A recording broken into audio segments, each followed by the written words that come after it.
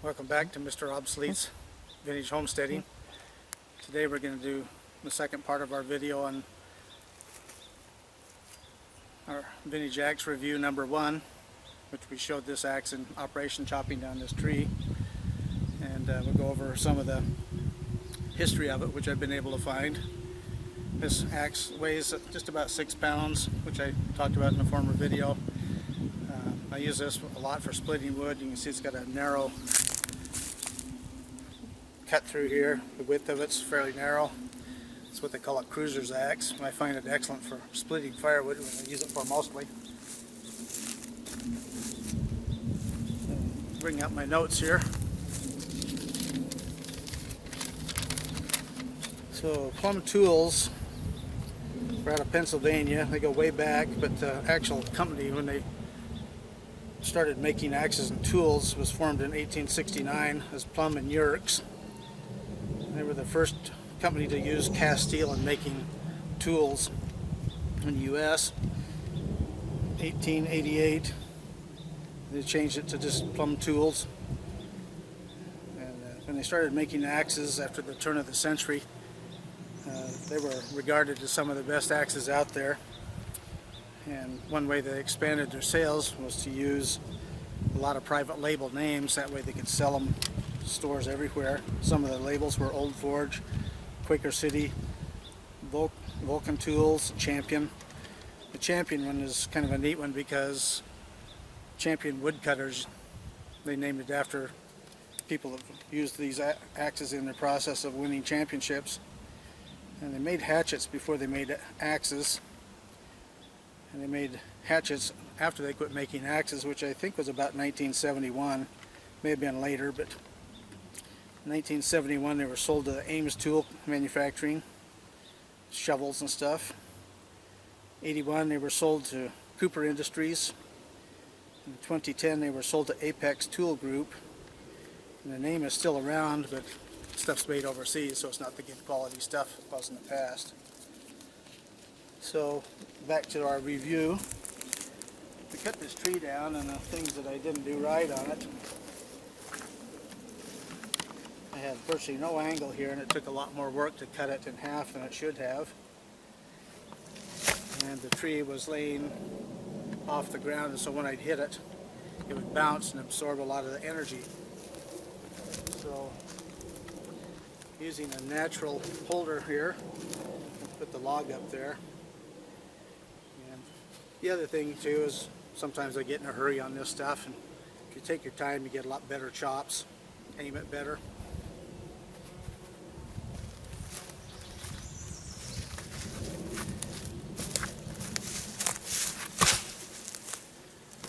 See how nice that fits?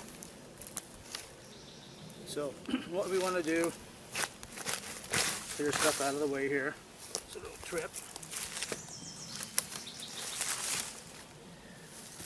And we want to use about a 45-degree cut, like about there. And I like about that far off, so right about here. Right about there, or a little closer. To do starting cuts. Thing is, if you put a fairly good swing into it like that, you can see it cuts good. If you come straight down, not so good. So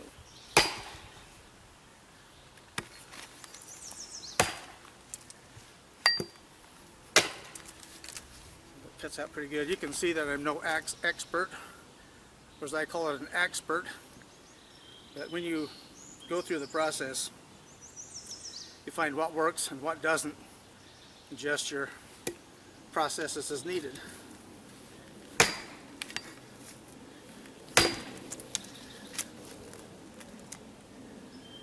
Nice big chops.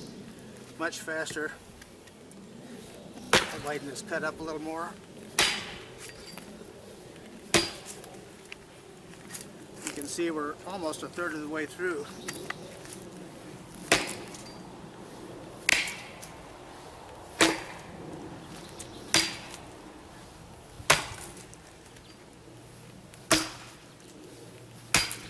log's still bouncing and getting some energy absorbed out of it. Not near as bad as when I had laid it on the ground.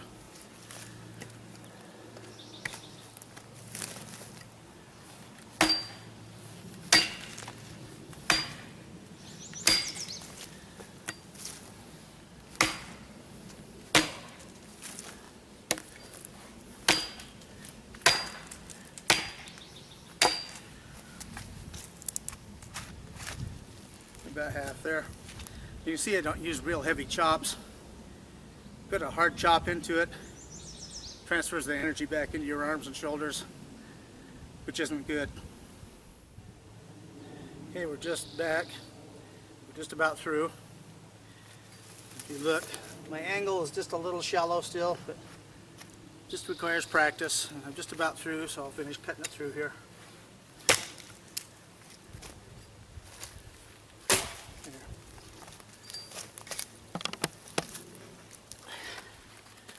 Yeah, it's pretty close. It's about a 30-degree angle. It should be back a little more. But you can see the nice clean cuts this axe makes.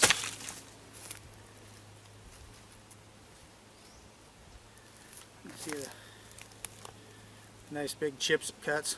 This is softwood too, but still a good axe like this will cut through just about anything.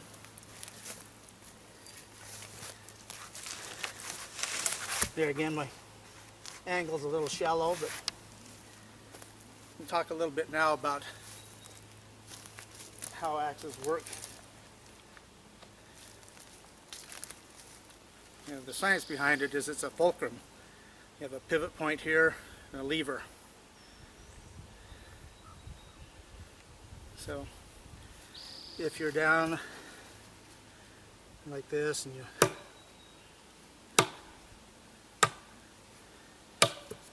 not very effective. Now if you use your arm,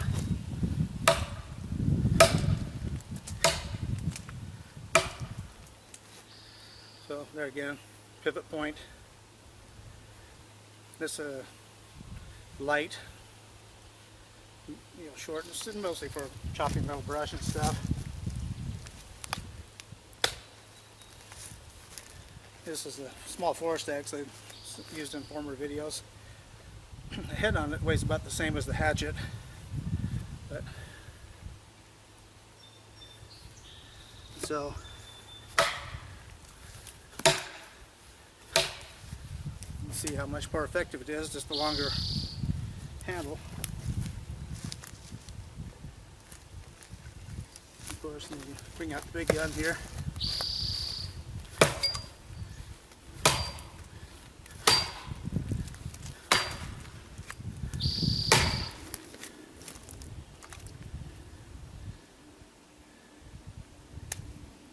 So there's the science behind an axe, the fulcrum. So stay tuned for our next video.